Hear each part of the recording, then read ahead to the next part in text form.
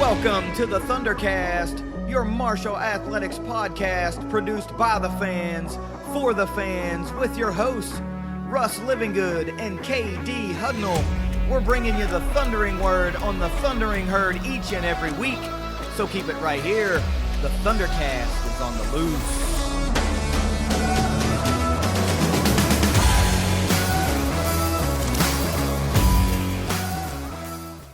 Thanks for downloading another episode of the ThunderCast. You can follow us on Twitter at ThunderCast_pod and over on Facebook. Give the page over there a like.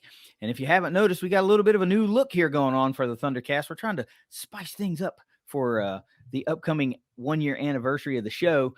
Along that note, please make sure you're headed over to the YouTube channel for the ThunderCast and give that show or give that page a subscribe, because we got some big news coming out probably a little less than 2 weeks now. We've been talking about it, teasing about it for a little bit. And we've got something really cool for you that we're going to be announcing here in a couple of weeks. So, Russ, we had a super busy week in herd athletics. There were some awards that came across. It was tournament time for both men's and women's basketball. Baseball and softball are still rocking and rolling. So let's get ourselves a quick word from our sponsors at 304carwreck.com. If you've been hurt in a wreck, visit 304carwreck.com on the web or on Facebook. Our roads are full of uninsured drivers. When they hurt you, your insurance company can become their insurance company. Insurance companies take your money every month, but they fight you when it's their turn to pay. Don't be a victim twice. Jason and Matt can't protect you from uninsured drivers, but they can protect you from the insurance companies. Find them at 304carwreck.com. I know before we hit the record button, you told me, hey, man, we got a lot of things to talk about.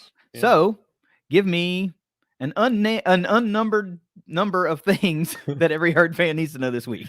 Well, I've got a number for you, and it's 10 things every herd fan needs to know this week. And as usual, they are brought to you by Ignite Link, the Tri-State's premier IT management team. Getting right into it, huge news. Number one, Tavion Kinsey named Sunbelt Conference Player of the Year. And as an aside, last night, he passed John Elmore to become Marshall's all-time leading scorer. Yeah, we talked about that as we were guests on Locked In on Sunbelt, Locked In on Sunbelt podcast. And it was kind of, we saw, all three of us really, you, I, and Dave Schultz saw it as maybe a four-man race for Player of the Year. Everybody had a legitimate argument. You and I even speculated a little bit about the slight concern that Tavion and Andy Taylor may split votes and you know, kind of hurt both of them. But I think it was just a clear choice that Tavion really was the best player in the conference this year. The most complete player. You know, if you're just a scorer, that's one thing. And if you're putting up just big numbers in the scoring department, that's one thing. But, you know, to also be amongst the top in assists and those other type of categories, I think it just speaks to the fact that you're the best all-around player. So also, as an aside, from just being named Player of the Year and becoming Marshall's all-time leading scorer, also named first team all Sun Belt. So quite a, well, I guess in retrospect now, what we're going to talk about in a little bit, a bittersweet week for Tavion, because you know, there's some more news from a team standpoint that we'll talk about in a little bit, but these individual accolades are pretty awesome. Well, he obviously was going to be first team as the player of the year in the conference, but the thing that I explained on the Locked In on Sunbelt podcast was that he was second from a shooting guard. He was second in assists in the conference, and he had over 5 rebounds a game. Like you said, complete player, but he was a full 3 points better than Jordan Brown and not far behind him on rebounding. I mean, it was 3, but I mean, you're talking about a shooting guard and a power forward, you know, so he did have that complete game. He took over games, and I just think it was a no-brainer, and we could not be happier for him.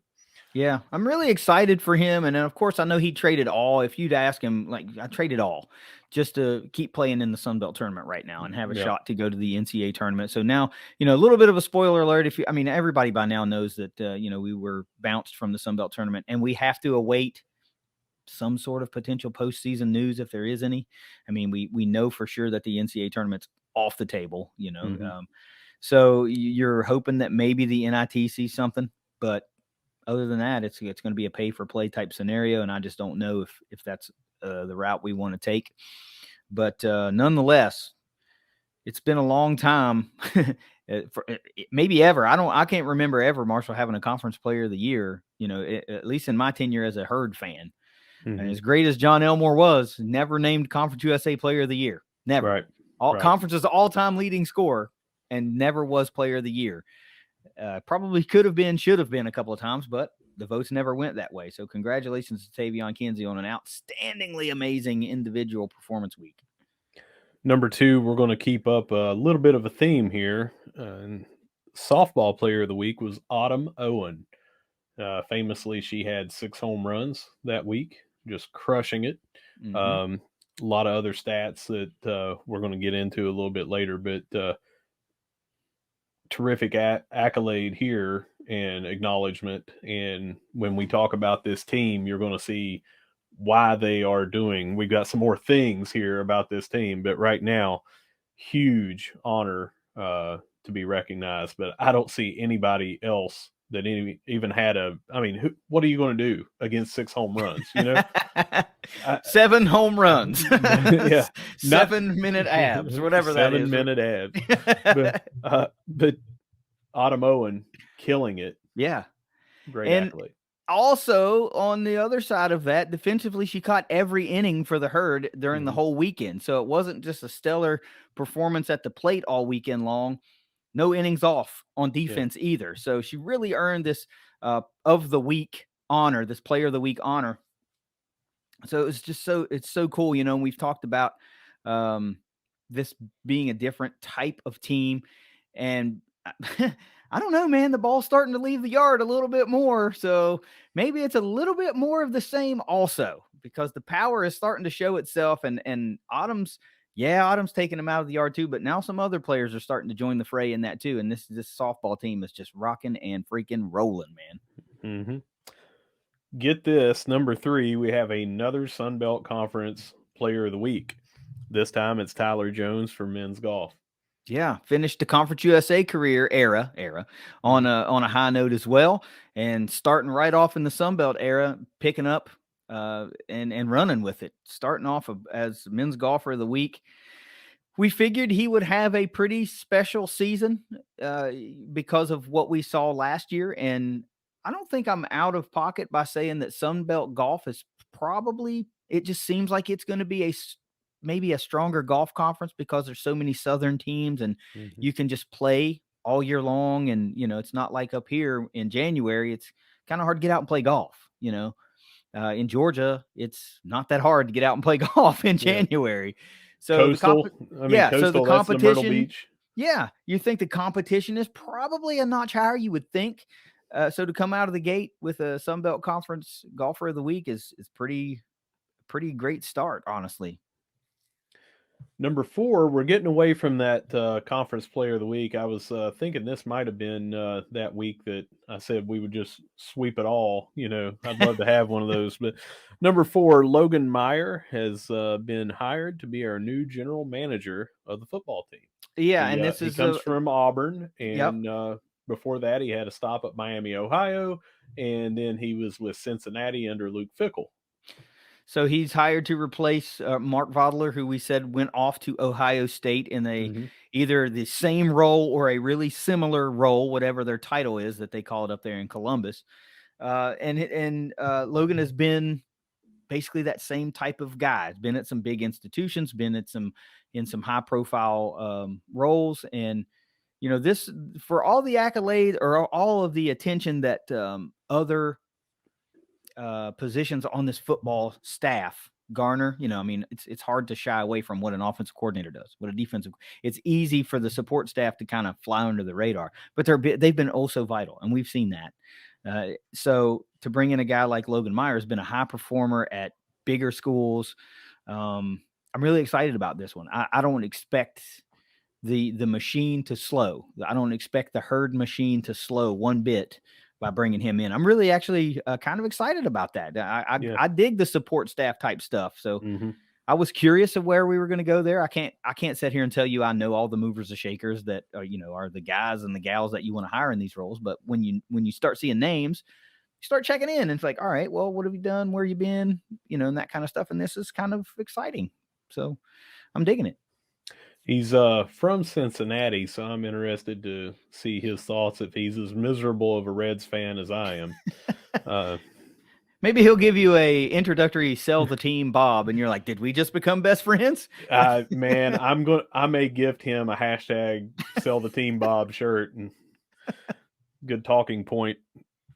All right, number 5, Micah Hand-Logton is named Sunbelt Conference Freshman of the Year. This is we got several different things. We started off with Tavion, and I just wanted to split those up a little bit, but big time accolade here. Yeah, this is a skosh better than an of the week. This is an of the year. So yeah, I think a lot of folks would have, when you see this, you kind of go, yeah, I saw that coming. I don't think this was really any surprise because Micah has just dominated this year in the rebounding category, in the blocking category. And, don't forget, this isn't a red shirt freshman. This is a true freshman. This is a kid that was in high school a year ago. And to come in and in a much improved basketball league in the Sun Belt, I think every team around the conference would say, man, this conference is much stronger this year than it was last year. So to come in right out of the gate and be that guy as a freshman, it speaks. It just speaks. So I'm excited to see the season 2 in Kelly Green from Micah, but man, there's no denying I think he was the best freshman in the conference, and the award just proves that. Yeah, and I think the ceiling on him, man, is just so high because he already came in right around 10 rebounds a game, which is up there in the nation, and the blocks per game up there, in the leaders in that category in the nation as well. But because we were so perimeter and guard oriented here, there's only so many shots. But when he starts getting these putbacks and, the alley oops for dunks and things like that, I could easily see him scoring double figures. I mean, you're talking about hitting 5 shots a game as a 7'1" center. If he doesn't start or stop growing, I mean, he's 18, 19 years old. He could grow another inch or two. But sky's the limit for the kid. One of the things that I have mentioned throughout this entire season is how he is the first player diving for loose balls. And that's something that is going to translate very well. He's a hustler. He's always wanting that. So he's got that kind of tenacity and things. So if he can put that into his offensive game and just dunk on the people, sky's the limit for this guy. Yeah, just imagine also going through an off-season program and filling out a little bit more into that frame and putting together what will be an even more formidable duo potentially with Obina. I mean, these guys could be a real force underneath. And for all that they did this year, to be Marshall, to be constantly out rebounded is something that has bit us way too many times this year. And so hopefully the little bit of that off-season work and filling out of the frame and just getting better, that type of rebounding disparity will shrink, and he will become an even bigger force and integral part of this offense because you just don't replace Tavion Kinsey. You just don't. Right. So, we're really hoping that, Andy comes back and, Kerfman continues to do what Kerfman does. And you see the guys like Connor and Fricks take the next step, Obina take the next step. He's already really good, but if he goes and has a great stellar senior year, it could be another special season for the Herd. And Micah's development is going to be integral to really how far they go. We saw you can score, but if you can't clean the boards with the best of them, then you're going to fall short. You're going to struggle. You're going to have to outscore people. You're going to have to kind of live and die by that 3 when you don't necessarily want to. So, but nonetheless, congratulations to him for a stellar stellar freshman season, Sun Belt Freshman of the Year. That's awesome. We're going to continue with some Sun Belt basketball awards with number 6, the Sun Belt Conference first team. Andy Taylor got on there along with Tavion, and then Rochella Scott made second team for the women. Yep. Obviously, Andy deserves to be a first team All Sun Belt performer, especially when we thought he would. He was probably on the really short list and on some people's list for Sun Belt Player of the Year. Rochella Scott she proved that she belongs on an all conference team as well. Not taking anything away from them, but I am going to take this opportunity to say Abby Beeman got absolutely freaking robbed on the all conference teams. Such an integral part to what the Herd does, and just one of the better guards in the conference period. So both of the players you named, Scott and Andy, both deserve to be there, but damn it if Beeman doesn't also deserve to be somewhere on one of those all conference teams. We've talked about Andy quite a bit on here. I think that anyone that has watched Rochella Scott, she's a shooting guard, but she has maybe the best handles on the team. She really alters what Marshall can do when she's on the floor. When she's on the bench, it's a totally different team. She can get around just about anybody. She's got great passing skills. She's one of those all-around players, and she was 4th in the conference in scoring. Just can fill it up. So I look for her to take a big step for next year as well. Yeah, it really would be great if Coach Kemper and that staff can go find, a third. If you got Rochella Scott and Abby, and then a third that can handle the ball and distribute. We've got girls that can score, right? We know that. We've seen Mahogany Matthews score. We've seen Sydney Scott score.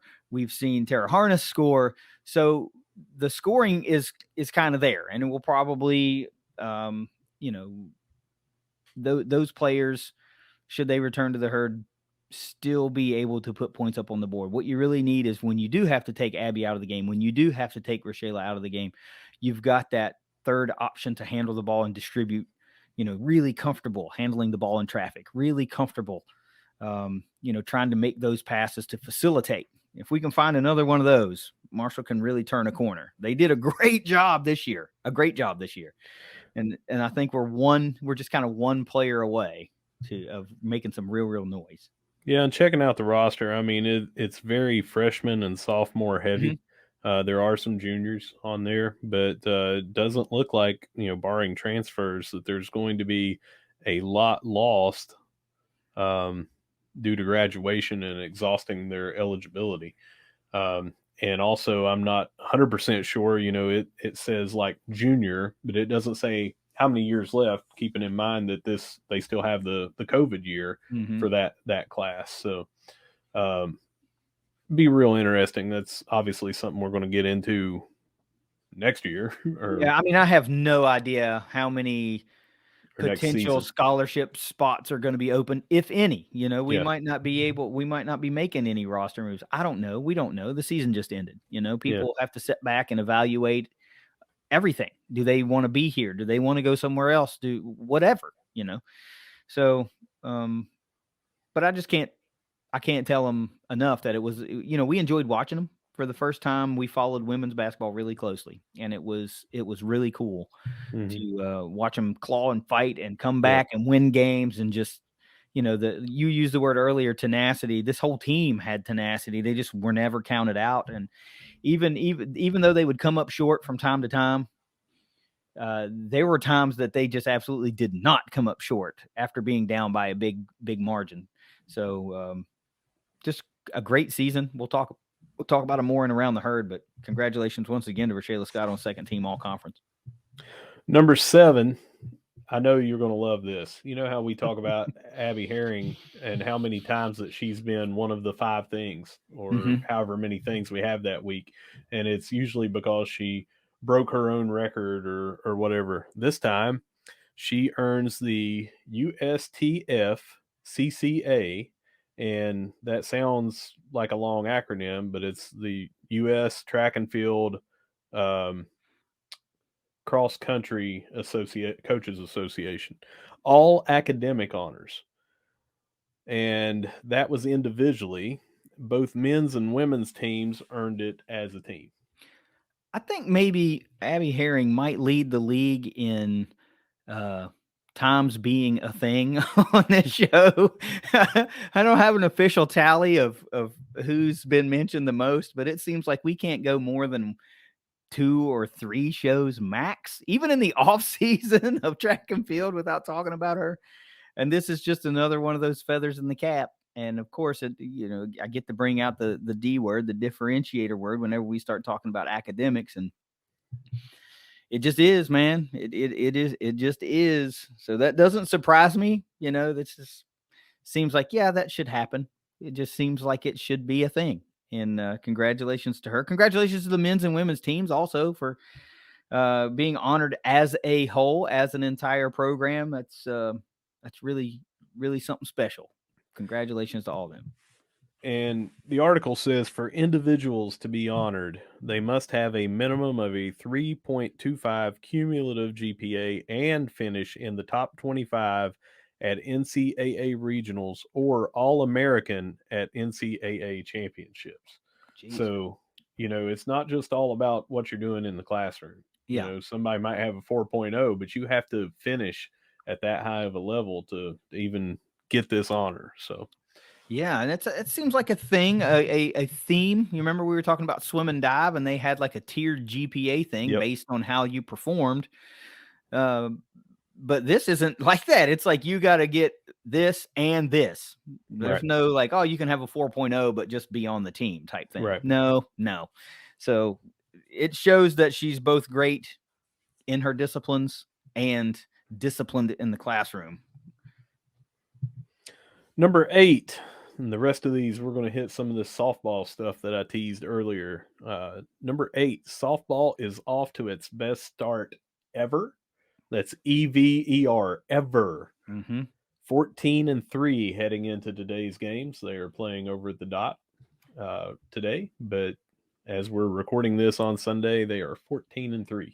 14-3. And we sat here and we talked with Megan a few weeks ago previewing the season, and I remember asking her, is this good change or is this bad change? And she said, ask me in a couple of months. Yeah, I'm gonna ask her now because it sure seems like good change. She kept talking about it being a different type of team, and we knew it. We knew it was going to be different. Allie had exhausted eligibility. Maya had transferred out. It was a lot of firepower gone from the lineup. We knew there were some big weapons returning. As long as Sid Nestor's on the roster, that's a massive weapon. That's just a luxury that so many teams don't have, is to march out an ace in the circle, every other game. And we knew some absolute spark plugs were going to be returning. Some firecrackers were going to be returning, like Grace and Autumn. But there's new names, new faces that are turning in performances that we were hoping we would see, and girls that come to mind like Sid Bickle, new to the team here. Savannah Rice transfers in, and she's been an excellent number 2 pitcher, for the Herd this year. She and Sid are just absolutely dominating this year. How many times has it been complete game one hitter with at least as many Ks as innings pitched, if not more, Yeah. So it's just been kind of what we'd hoped we would see, but still even more impressive because this is the best ever. And last year they were great. Yeah. Great. Especially at home. Yeah. And you're talking about teams that had won the conference in the past. It's been a few years, but we won Conference USA several years ago on a really, really great team that really is what perked my interest in Herd softball, because they were fun. I mean, they were fun. They ran bases, they stole bases, and I've said many times it's one of my favorite parts of baseball, and now of course softball, is running bases and stealing bases. I love that, and they did that. They led the country in that category that year, and they started it for me. And this team. And last year's team, actually, really all of Megan's teams have just been fun to watch. So when you're talking about best ever, wow, congratulations to them, because that's pretty friggin' special. You like that small ball. You would have loved it in the bottom of the first yesterday at the game that I was at. Alex Coleman led off with a drag bunt single. She stole second, and then Sid Bickle hit one right past a screaming line drive or grounder right past the first baseman. Had zero chance of diving and grabbing it, and scored. You know, if you don't get on that drag bunt, of course you don't get that. If you don't steal, that puts you on first and third. Now, Autumn Owen just happened to crush a half mile high. If there would have been a plane flying over, I think the FAA would have gotten on her, because I mean she crushed it, man. So someone would have scored anyway. Yeah, but you don't know that. You don't know that's going to happen. You can't be like Detroit in the early '90s and just wait for the 3-run bomb, man. Right. You know, so they got it done in a myriad of ways yesterday. Ultra fun team as always. Yeah. You brought up Sid Nestor. That's my number 9. Sydney Nestor is tied for the lead in the NCAA with 9 wins and tied for the lead with 95 strikeouts. I didn't know that. I'm ashamed that I didn't know that. I knew those totals were both high. I mean, I did know she had 9 wins on the season after yesterday's performances. And you mentioned, you tweeted out you kind of lost count. Did she have 14 or 15 strikeouts? She ended up with 14. Yeah. So absolutely dealing at home. Every game I've been to one. Every game I've seen some of, whether it be just viewing a box score or whatever, she really like a down game for her is to pitch, 7 innings and only strike out 5, Yeah. And I think a lot of pitchers would take that. Yesterday, she got in trouble in the bottom of the second and gave off a leadoff hit and then another hit, and they had first and third with no outs. And, due to the team and her, playing excellent defense and, her just dominant nature in the circle, they got out of it with no runs. But, man, 3, maybe 4 hits is what she gave up yesterday. I mean, just crazy what she's putting together. So you got to see it firsthand this year, Right? Is that the first time you'd been to a game before, right? Or is this the first one of the year? No, I've been to games. No game. I mean, this year. This year, yes, this was my first game because I didn't get to go on Thursday. I was in Indiana for work, and they had to move the Friday game, which I would have been working then anyway. But Thursday was when they had their 2 games because Friday's weather up here was so bad they had to push them forward to be able to get everything in. But yes, I got to go in person for the first time this year. Right. So now you can echo the things that I talk about. She's just a joy to watch in the circle. It's almost unfair. And you're glad that the fairness tilts to the Kelly Green side of things, because I would not want to step in against her at all.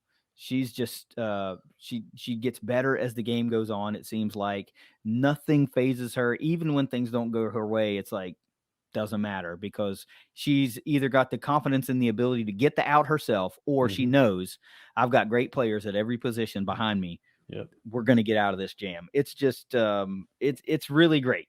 It's really great. And I'm proud of these girls for, going out every week, every day, every weekend, I guess, and competing, taking it one game at a time, and when they come up for air, usually they're leading by a pretty high margin at the end of the game. Excellent start. 14-3 currently. There's a doubleheader today. We'll see if that goes to 16-3 or somewhere in the middle. But man, what a great start through 17 games. And we're going to finish up with our 10 things. Our 10th one is also softball. As I mentioned, Autumn Owen is tied for first in the NCAA with 10 home runs. If these girls don't quit it, they're going to get our coach hired away. And I'm not digging that. I didn't know that either. So, I haven't been checking the NCAA stats. I just kind of been locked in and tunnel visioned on our team and what they're doing. But I can't say that I'm totally surprised by that. But, tied for the lead in the country in strikeouts, tied for the lead in the country in wins, tied for the lead in the country in home runs. They're doing it on both sides of the ball. This is awesome, man. It's awesome. Yeah, and I mean, remember when we had a transfer out and a couple of graduates and everything? We were wondering what this Yeah. squad was going to look like, and looks pretty daggone good right Looks now. pretty Pretty good. good. Pretty good. I can't wait until the conference schedule, that portion hits and everything, because we've talked a lot. Corey brought it up. Sunbelt is just different. He coached in there at ULM. It's going to be one of those, like, have you seen what Rage and Review tweeted out about how many people were at their softball Yeah, I game? want to say it was something like 1,800 people or Yeah, something like that at the softball games. I mean, yeah, it's legit. I mean, I yeah. don't know if our fans, our listeners are just like, oh, they're trying to hype up Sunbelt softball. No, we No, are not. Like, they people take it turn out. really They seriously. sure as hell do. Yeah. And, we are fortunate enough to have a really strong home field advantage at the Dot. Hmm. It's a special place. They win there and people will turn out to see them. But as great as they are, as popular as softball is, 1,800 people is a lot of people to get to a That's a ball lot of game. people. And that's nothing to sneeze at. I'd be proud as hell if we were able to do that. I mean, we want. I don't even think the Dot seats 500 people. Officially, if you look on the herd zone, I don't remember what it is. I don't think it's 500. So think almost 4 times that at the Dot would be. It'd be shoulder to shoulder. Yeah. And hey, let's get that. Let's do that, because Can't wait. that'd be pretty awesome. Yeah. All right. Well, that wraps up our 10 this week. Things every herd fan needs to know. And as usual, brought to you by Ignite. What a cool 10 things, man. Lots of the weeks and of the years and big time accolades and academic stuff and, leading the country in this. I mean, this might be one of those 10 things or 5 things segments that we look back and go, damn, we breezed through that. But when you go back and look at it again, you're like, that was amazing. This was just we did this, we recorded a week ago. So all this came out or occurred in the last week. Yeah. What a great week. And KD, I have to mention too, I'm just sitting here reflecting on this. A lot of podcasts in college sports and even in the Sun Belt are focused only on football. Mm-hmm. 9 of those 10 things didn't have a thing to do with football. And the one football thing was a support staff hire. It wasn't even in a this guy's going to dominate the conference or whatever. So yes, this athletic department wide is achieving at a really, really high level.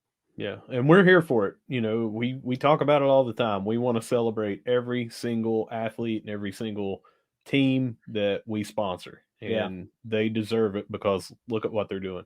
Yeah. I don't care if you don't particularly care about golf. I mean, I don't play golf. I'm not good at it, but I can damn sure be happy about, Tyler Jones being Sunbelt Golfer of the Week. Yep.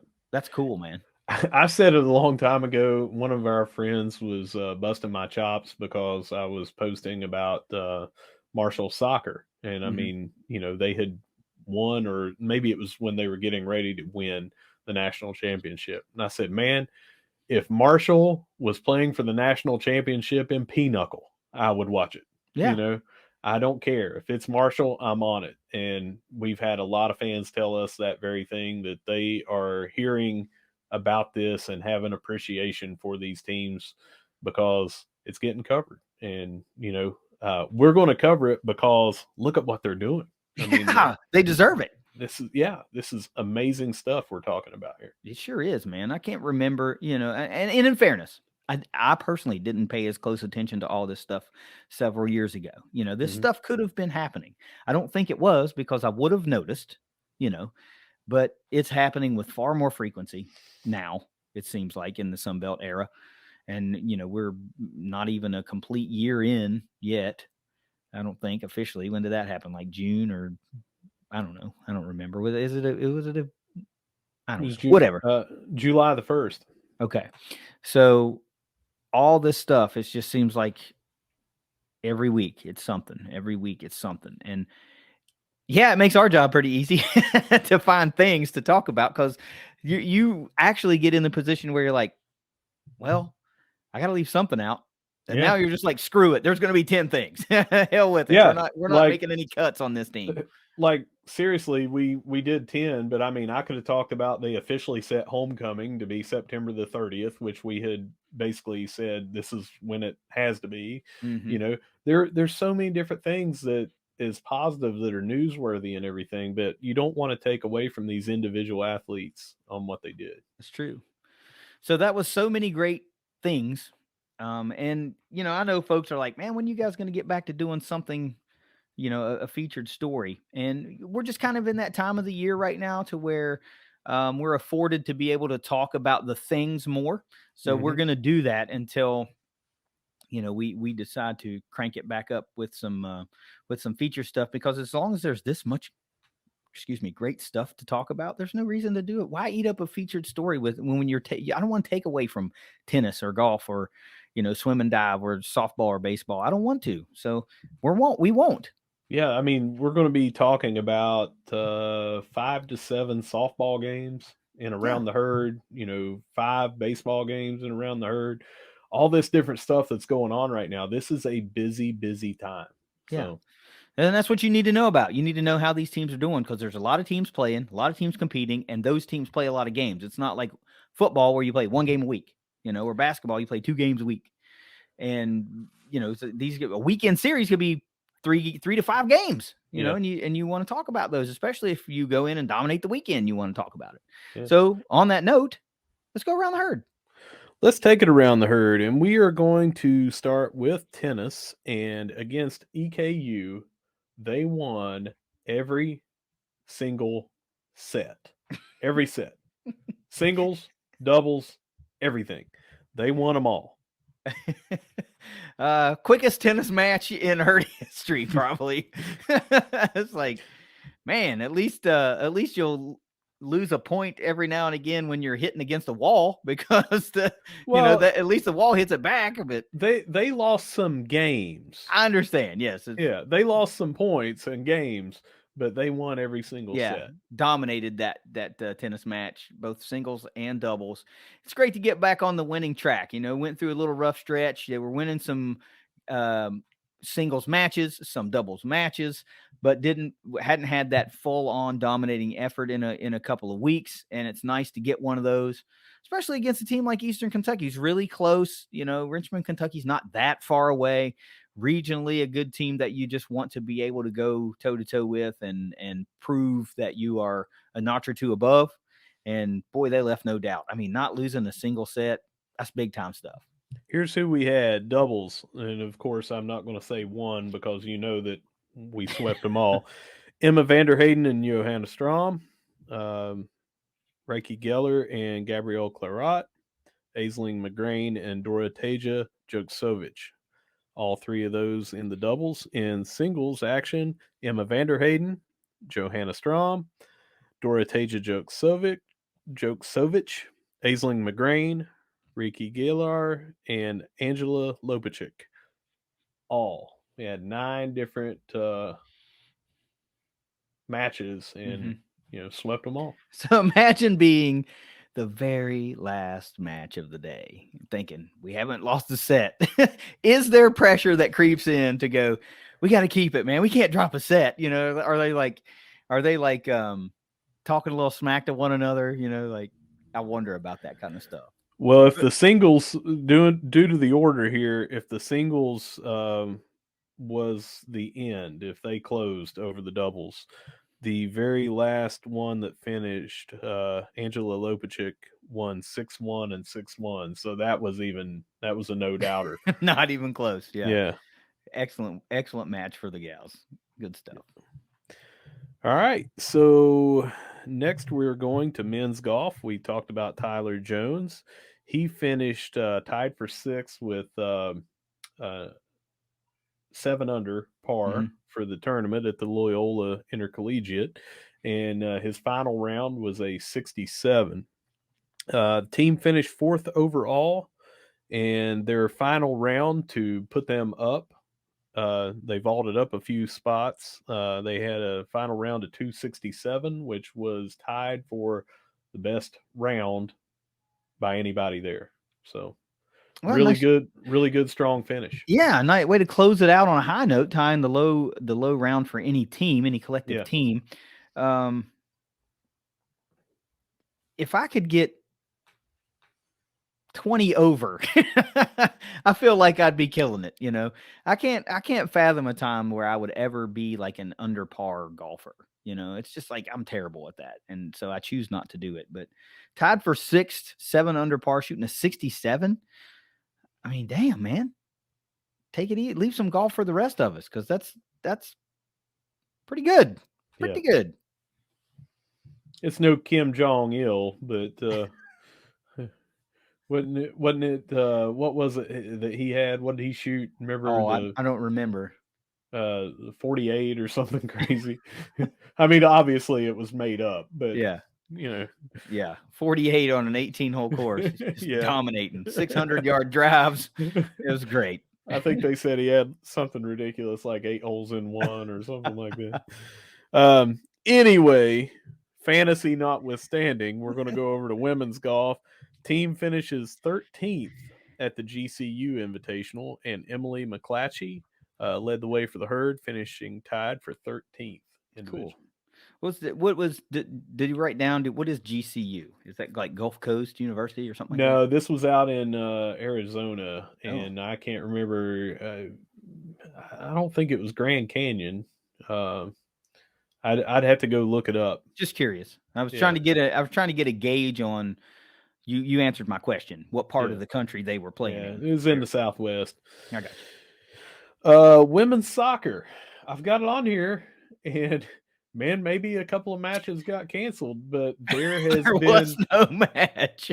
There, I mean, I know that they played, but there's been no results. It's not, I mean, they had it on the schedule and hyped that it was up there, and I am not going to get on the staff that handles this, because at our fingertips to look up box scores, anything, I can't imagine what goes into this. And these are only spring scrimmages, so it's not like but they weren't on there. I just wanted to report. If anybody does have that information, we'd love to hear from you, because so far, including last night, they should have played 3 different spring matches so far.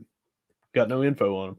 And you know what? It's wild, because we follow the social media accounts. We follow some of the soccer players, the women's soccer players, and I haven't seen anything. And what I don't like is, like, now the new Twitter algorithms are like, well, until you interact with someone, you usually don't see what they post.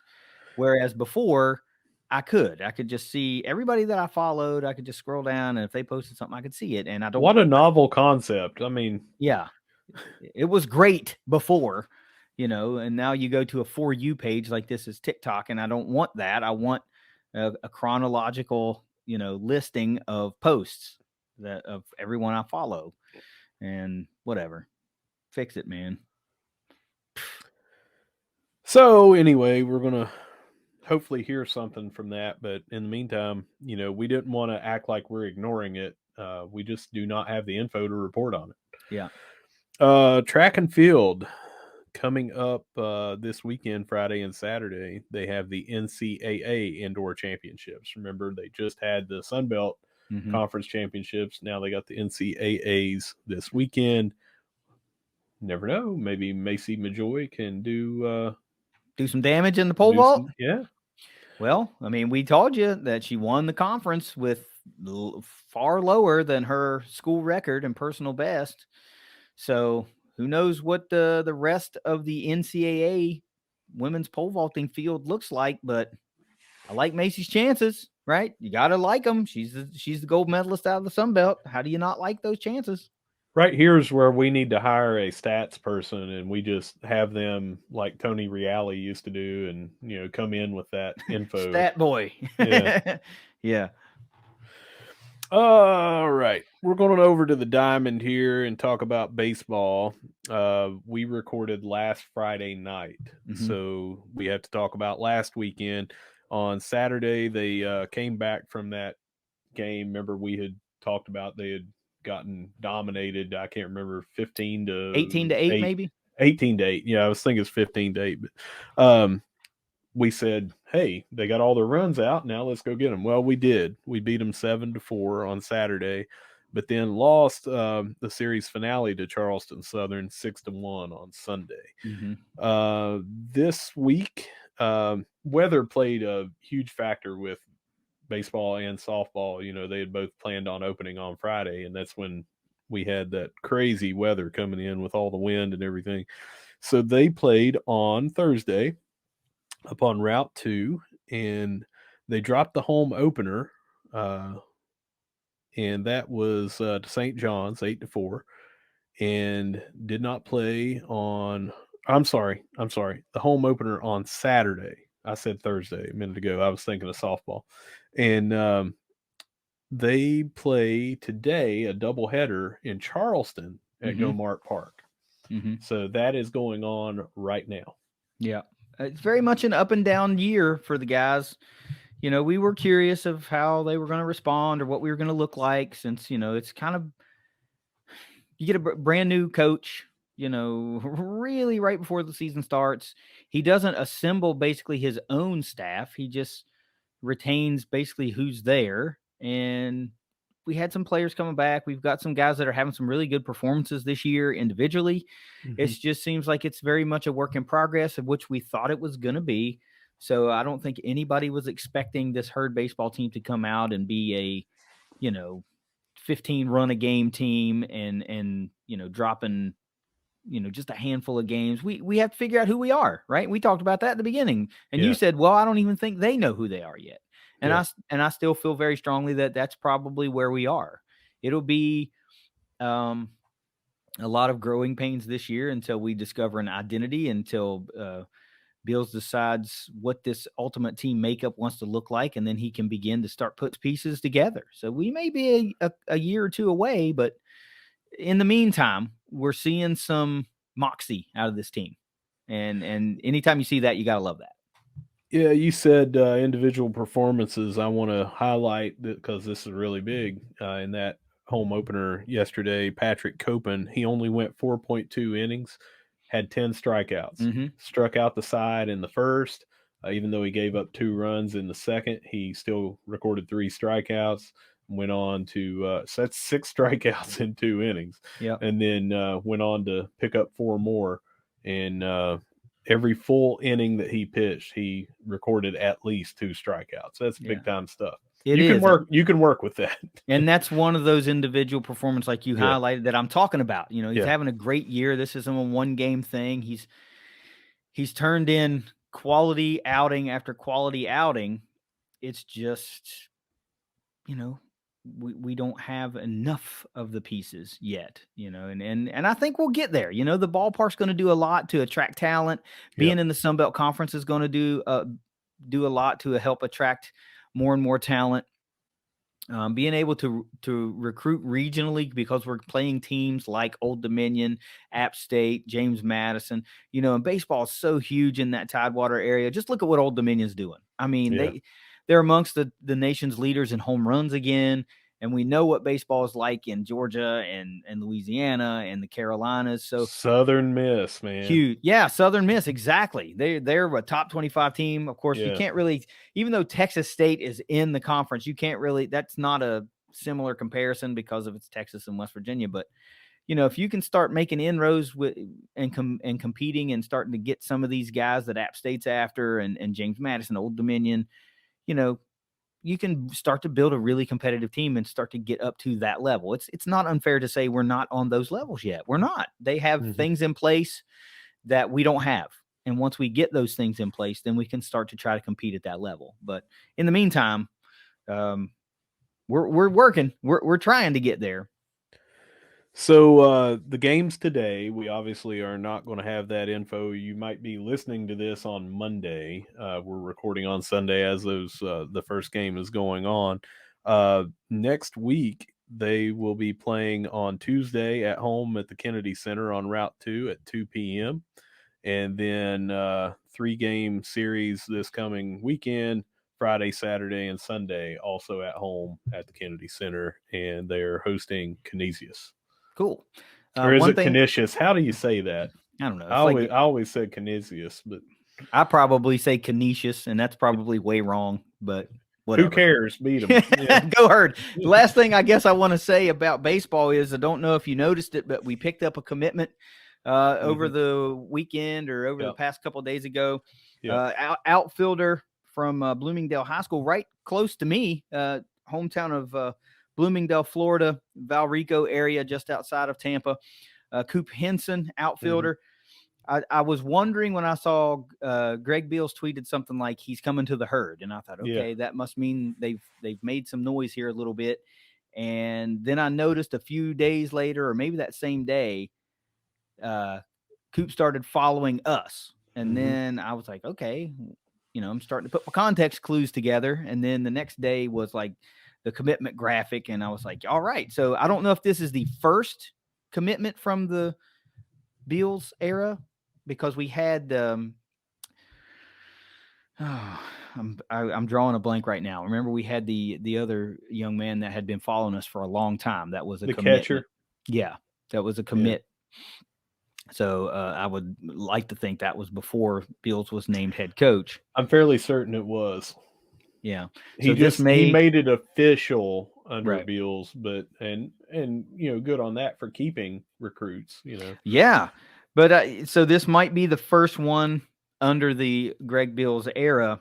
So cool, man. I mean, get those Florida kids play ball all year long. They play ball all year long. 6 foot 185 right now, but Bills likes him. I like him. Welcome to the Herd, Coop Henson. All right, we're going to go over to softball, and again, we've been talking about the electric start that they've had. We again recorded on Friday, so we didn't get to talk about these games, but they beat Princeton 10-2 last Saturday. They lost in extras, 8 innings to Liberty at home to Liberty, not our home, Liberty's home, 5-4. And that was the first game on Sunday. And then they came back right after that afternoon and beat Elon 7-3 to close out that Liberty Invitational.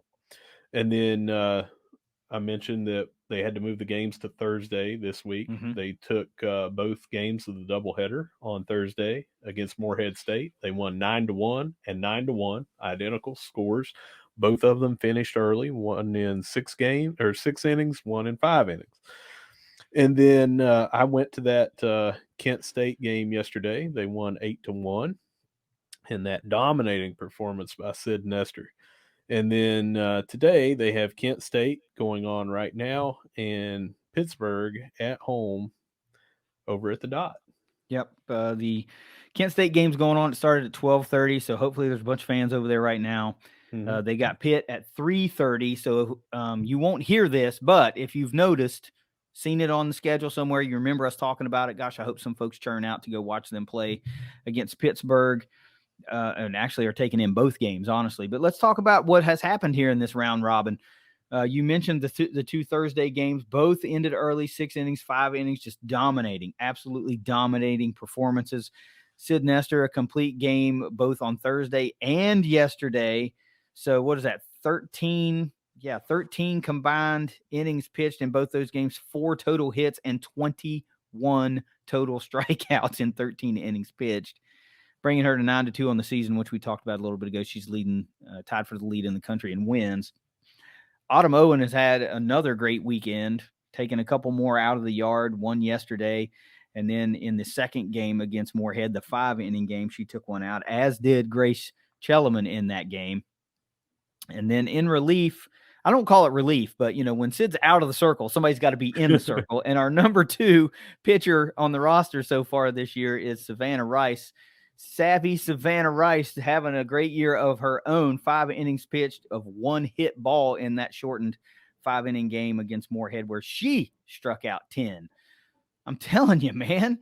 We had one of our followers on social media talk about just not knowing about softball pitching and rest and that sort of thing. And they were like, man, do we not have anybody else? And it's, for those that don't know, it is a completely different animal, softball pitching versus, baseball and overhand pitching. Yeah.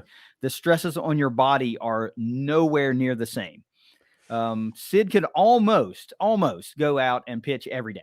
and we've had pitchers do that nearly like that in the past. But we're lucky enough to have essentially a second ace in Savannah Rice to be able to afford Sid the rest. But I guarantee you, if it comes down in clutch time and we need an inning, or you need something, and Sid pitched the day before or maybe earlier in the day, it's not going to be a huge deal to put her back in the circle to play. It's just the stresses are not the same. She's fine. She's not being overworked. So if you're wondering if our coaches are managing their talent correctly because she's in the circle all the time, yes, they absolutely 100% are.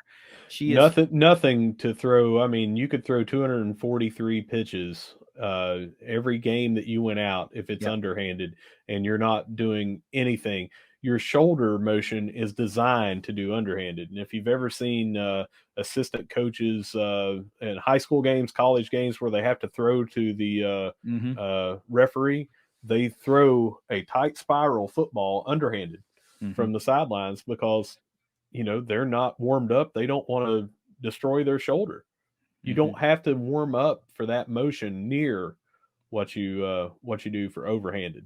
Our body is just not designed to throw overhanded, especially repeatedly. Yeah, and at a high velocity. Yeah. So I just wanted to get that out there. I know not everybody's like, that's probably not entering too many folks' mind, but our coaches know what they're doing. Player safety is always in the forefront of every good coach's mind. So they're doing nothing to put her career in jeopardy, her body in jeopardy. Everything is super fine. She's just that great. And you can go out and perform at this high level in softball because, like I said, your body doesn't undergo the same amount of stresses. So Sid's just killing it. And, I'm here for it, obviously, but everything's cool. All right, so more with softball, just what they have coming up, not just those two games that we've already talked about, but on Wednesday at 2:30 p.m., they'll be welcoming Ohio, the Bobcats, down here to the Dot. And then they have 5 games coming up at home this weekend. Great opportunity to go over there and see them. 1 game on Friday, 2 on Saturday, and 2 on Sunday. Yep, a midweek battle for the belt, pretty cool. And get the weekend series started off with a historic rival. That's always nice to have happen. And then, so what is that? A total of 6 opportunities to see the Herd this weekend or this week at the Dot. Damn. After 5 games that they just played, so that's 11 in a row there. Wow, yeah. What a hell of a homestand. Yeah. What if there's 11 opportunities, I get it. You can't go maybe Wednesday. Gotcha. Yeah. Okay. Yeah. I'm with it. Work, church, whatever's going on. I don't know when the time of the game is. When did you just say it was? 2:30? Yeah. 2:30 so you're on Wednesday. Probably in the middle of your work day. That's cool. But Saturday, Sunday, or if there's a late, like an afternoon Friday game, try to get there, man. Most of their games, and you'll have to remember, this part of the season, they want to have it as close to around that noon, high weather point. But the lights aren't there yet. Yeah. So they can't play in the evenings. So they try to get their games even in the weekday. They try to do that early afternoon, 2:30 to 3:30 kind of start or whatever. We are getting close to springing forward, aren't we? I mean, I know that's not really related to what you're talking about, but that just popped into my head when you're talking about this time of year and daylight. It's within 3 weeks. It's okay. Yeah, it's around 2. It's around 2 weeks away. Okay, well, I'll take it. I like for the sun to set at like 9 p.m. here in Florida. It's pretty nice. But anyway, 11 opportunities to get out. Find 1, find 2. Damn, get out there on Saturday or Sunday and watch this team play. God, watch them play. We just talked about NCAA leaders on this team. Best start in program history. What do you want? What more do you want? Get out there and watch them. Get out there and watch them.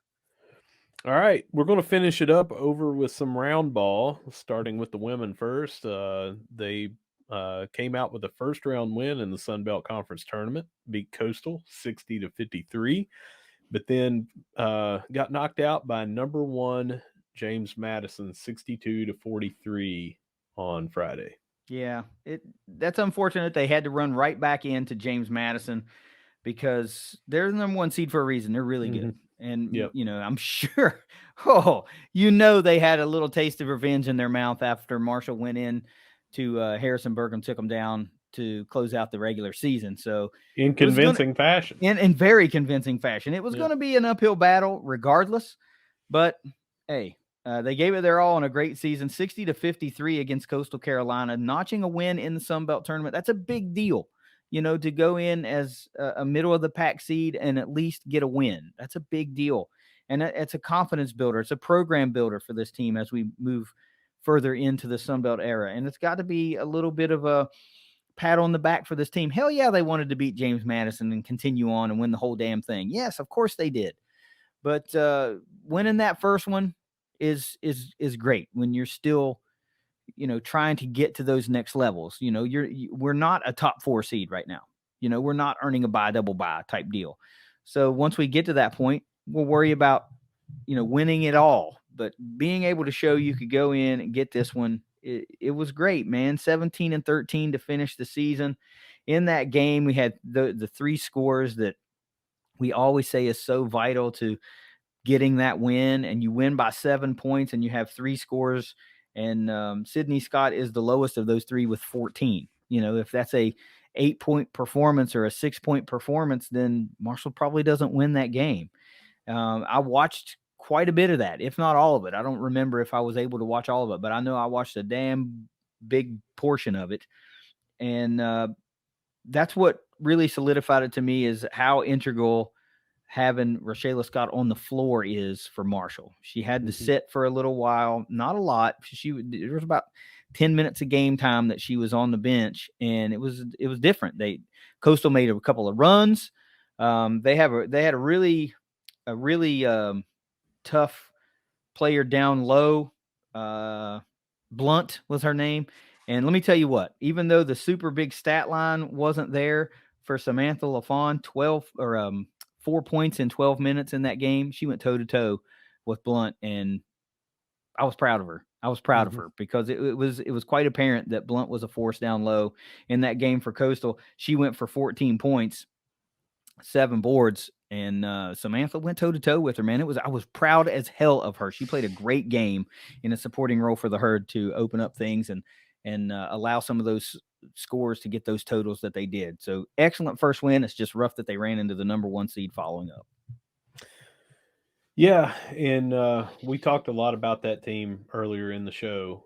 No need to revisit all that, but not graduating, a lot of contributor points, rebounds, assists, that sort of thing. Got a lot of young freshmen that played quite a bit this year coming off the bench, so it's promising.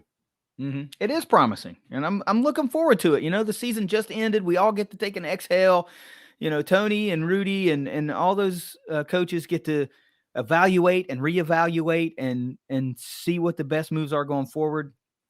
The girls get to celebrate and take a breath and look back and reflect on what they were able to accomplish when probably not too many people outside of Huntington had them doing much. And I think that they did a lot to surprise a lot of people over the course of the year. Maybe the record overall doesn't blow you away like, dang, this was a 24-win team or something like that. But going in and beating James Madison at home, I bet hardly anyone had them doing that to close out the season. So there's a lot to be proud of. There's a lot to build upon, and there's a lot of momentum moving forward, I feel like. And a piece here and a piece there, we could be singing a different tune this time next year.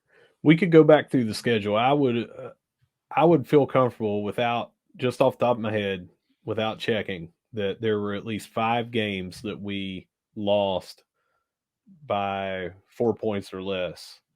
And in those games, we were down by a lot and we came back. So limiting those, I've joked about it several times, but limiting those situations where you have to come back from 15 to 20 points, that sort of thing, that's just picking up wins. So it's just these little small things that could turn this team from 17-13 to 22-8. So build on it. Got a lot to do. I mean, how often did we talk about with all the transfers coming in? I mean, all the freshmen coming in, would this team be able to gel? They played pretty good all year long. So now they get to take that familiarity into the off season, get better, and start a good, this fall, start a good run. And let's not forget, there were some freshmen on this team that didn't play huge roles. And now we've talked about, like what we talked about with Micah a little bit ago, being able to go through an off-season program, you're acclimated to college life. Like all this stuff is now behind you, and you can just really start to focus a lot more on honing your craft. Go to class and basketball. Now you can do that. You don't have to worry about, no, I'm leaving home for the first time. This is all new to me. Do I have what it takes to make it? And that confidence is built now. You can do that. You're strong enough to make that leap. So there's three or four freshmen on this team that played a little bit, but now we'll have even more familiarity with this team, with this system, and be able to go out and produce, you like to think. I mean, there's let me think, 1, 2, 3. I'm seeing 3 freshmen right off the roster real quick. 2 of those, if you remember, were West Virginia girls. Peyton Ilderton from down there in Logan, and Olivia Zokowski, I think she was from Beckley, maybe. Yep. And then, Sydney Scott was a freshman, and she played this year. Yeah. And then Meredith Mayer. Yeah, that was the other one. Coming off the bench. She's from Fairmont. So all 3 of them from West Virginia. Yeah. So a lot to look forward to. This is a fun team to watch too. Like I said, never gave up. Yeah, proud as hell of them. Let's take it over to the men's team. Okay. And they lost that last game and didn't get to win the Sun Belt Conference outright. And we thought, okay, now let's take that to the tournament. And they ran into a team that is hot, Texas State, and we lost 71-68. So let's talk about it. 5 minutes and 2 seconds left in this game. Marshall was up 66-59. They had a win probability, that's on that ESPN Gamecast, of 89.7% at that time. You're up 7. You just have to, keep doing what you're doing. And Texas State finished on a 12-2 run and came back and beat us. Yeah. And it happens. So, well, it does. And look, I'm going to be the bad guy because I'm not just going to sugarcoat it and be like, well, it's unfortunate, because it is unfortunate. And I'm not trying to beat anybody when they're down, but let's look at it. Let's call it what it is. You have the opportunity to win the Sun Belt regular season right in front of you. You don't capitalize. Right. All right. And then you got a double bye. You get Texas State, who knocks out Old Dominion, and you're thinking, oh man, okay, well, this is a much more favorable matchup because you've already beaten Texas State by what was it, maybe like 9 or 10 points early in their house earlier in the season. You're thinking, okay, feeling pretty good about how this is shaping up. And you're unable to capitalize on this one too. And Texas State, dude, they had 5 scores in double figures. 5 scores in double figures. Harrell led the way. He hit the clutch shot with just a couple of seconds left over top of Hanlock to put him up by 3 with like 5 seconds left. But it was much more than that. That guy was in the zone in much of the late second half of that game. He was just, if he wasn't hitting shots, he was facilitating shots. And I remember one in particular where they had him boxed in on the baseline behind the freaking basket, and he stepped through Hanlogden and maybe Obina to find an open man under the basket for an easy layup. And I thought, damn, man, this guy's hemmed up, and he still found a way. They had him pinned down there about 3 or 4 different possessions, and he was able to get the ball back out, never a turnover. Yeah, he was falling out of bounds on one of those. And so let me say some of these things to say this. Does this mean that I don't love this team? Absolutely not. Am I still proud as hell of them? You damn right I'm proud as hell of them. Yeah. What it is incredibly unfortunate because they were talented, very talented. And now we'll not get to see a guy like Tavion Kinsey coupled with Andy Taylor and Kerfman in the tournament, in March, to where they could go in and maybe do what John Elmore and those guys did and shock somebody and be like, whoa, look at these guys. So it's unfortunate. You're a 24-8 team and you lose on a 2-game losing streak. Rough. It's rough. So they went cold at the wrong time. They got out of sorts a little bit, and it just didn't work. I Yep. think we made the conscious decision to try to slow down the game at some point late in the game, and it didn't work. It backfired. Yeah. It just did. And So there was a couple different situations. I mean, earlier in the game, this was before Marshall made a run. I think they were down by 9 or mhm. something to Texas State. At that time, Texas State was 15 out of 20, 75% from the floor. And then they started missing, and we came back. And you're like, okay, well, they just came back down to earth. But at the end of the game, they just could not miss. Everything that they were putting up, they were well defended shots, and they were. I mean, Connor couldn't have defended any better on that 3-pointer. Hand in the face, almost got the ball, and the guy shot it over top of a 6'8" long wingspan Jacob Connor for a clutch three. You mentioned Harrell with that shot overhand Logton. That was one of the highest arcing twos I've ever seen. Yep. Could And have easily hit rim and ironed out, but it yeah, fell. It fell. And you might think to yourself, wow, was this the same old Marshall stat line to where they just get dominated on the boards? And no, Marshall actually out rebounds Texas State. They shoot 45% from 3-point range and almost 45% from the floor. mm-hmm. The problem is Texas State was even hotter from the floor. Now, not so much from behind the arc, but they shot 52, almost 53%. Yeah. And it was this much. And, folks were tweeting after the game, this, that, and the other, and their feelings. And I get it. It sucks. You lose, whatever. And somebody tagged us in a tweet. And my response was, it just goes to show how razor thin your margin of error can be when one team is hitting shots and getting second chances. And that's what was happening. They were getting second chances in the second half, when it really mattered. Those balls were bouncing to Texas State, and they were getting a second and sometimes a third opportunity before a shot would fall. So I'm not upset at the refereeing. There's no argument that you can make that they took this away from the Herd. Marshall just did not do enough to get the win. That's it. It's interesting you said second chance because I always look at that stat sheet that comes out, everything, and they only had Texas State on this stat sheet as having 2 points on second chance points.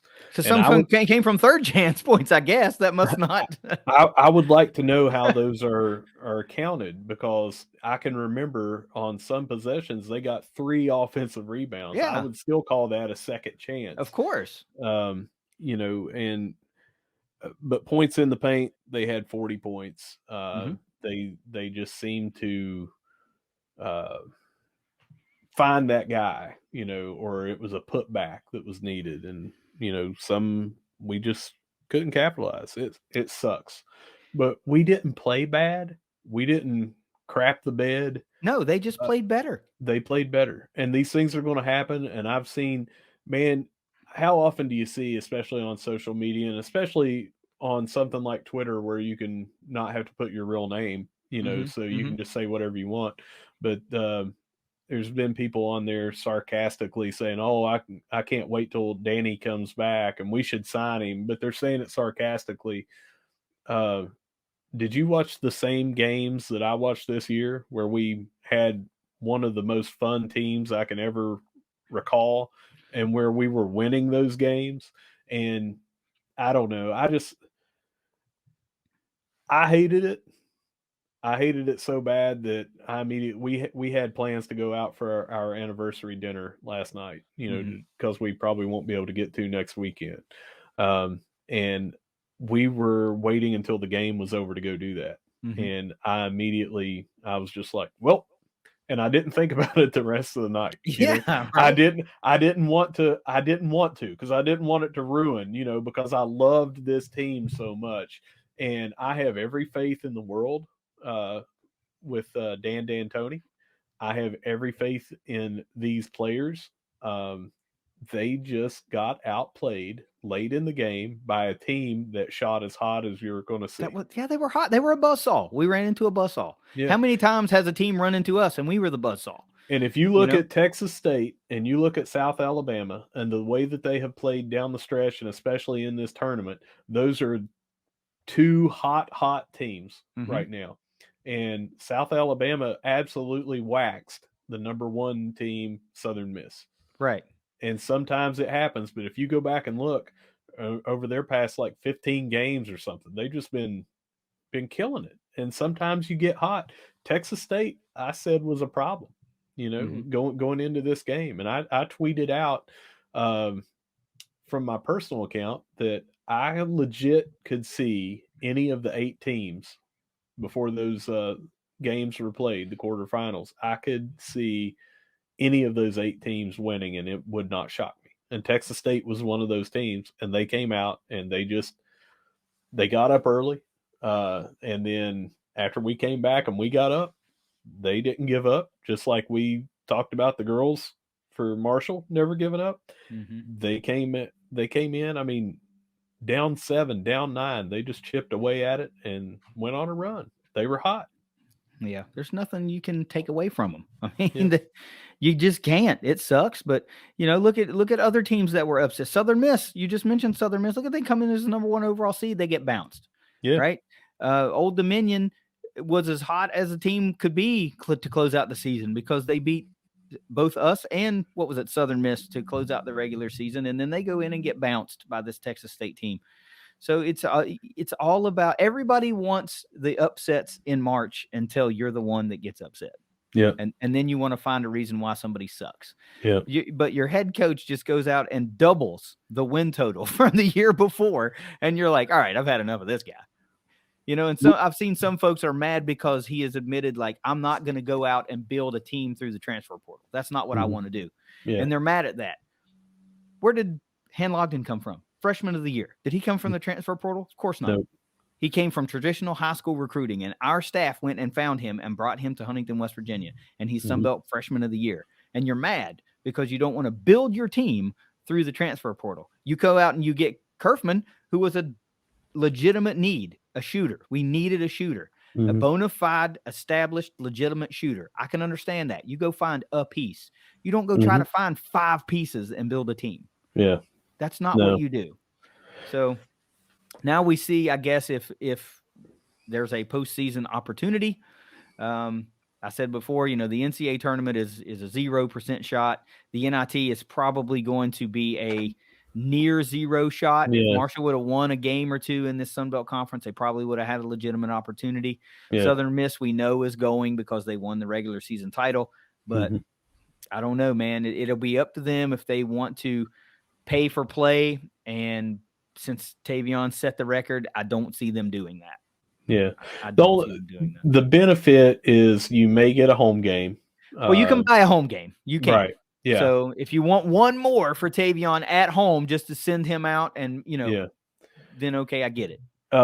But other than that, to have this be a home game for potential games that we're talking about, you have more practice time, more playing together, that sort of thing, to kind of get an early start on the off season, to where you get, I mean, not an early start, you know what I mean? Yeah. Organize games and everything to kind of augment that off season work that you're going to have.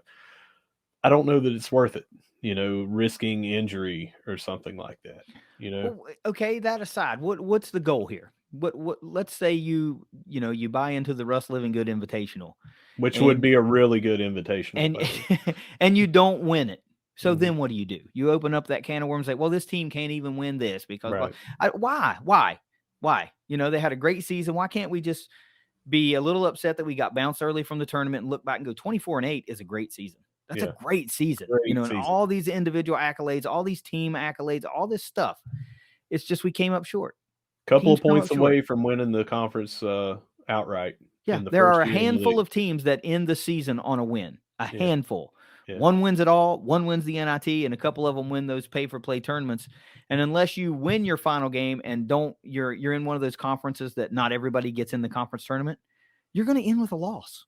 That's just how it is. So I don't know. I don't make these. That's why I don't get paid to make these decisions. I just talk about them for free. That's what I do. Well, that's it for Around the Herd.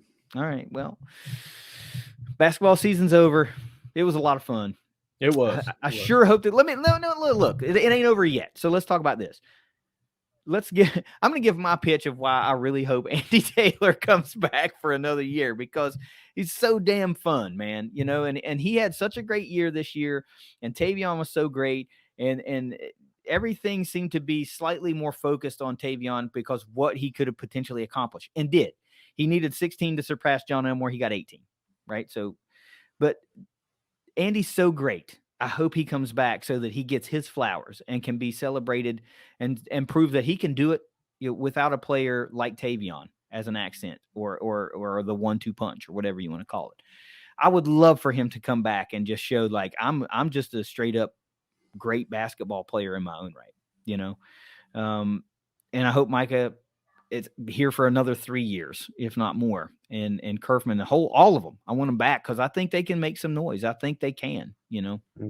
So now we can be done. I just wanted to give my quick 30-second pitch for Andy Taylor to come back and basically just selfishly let me enjoy him play basketball in a Herd uniform for another year. Yeah. So you got anything? I do. I just want to talk for the benefit of the viewers that are watching this over on YouTube. And if you're listening, make sure that you go over to YouTube, but you'll notice clue number 2.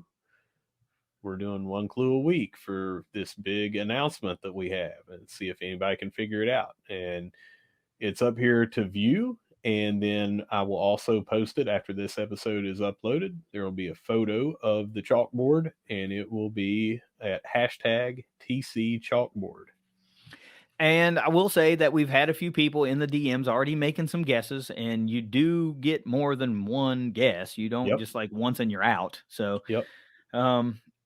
nobody's right. Nobody has been right. I need to tell you, I mean, yeah, but this is going to be hard. I'm not, you know how hard it is.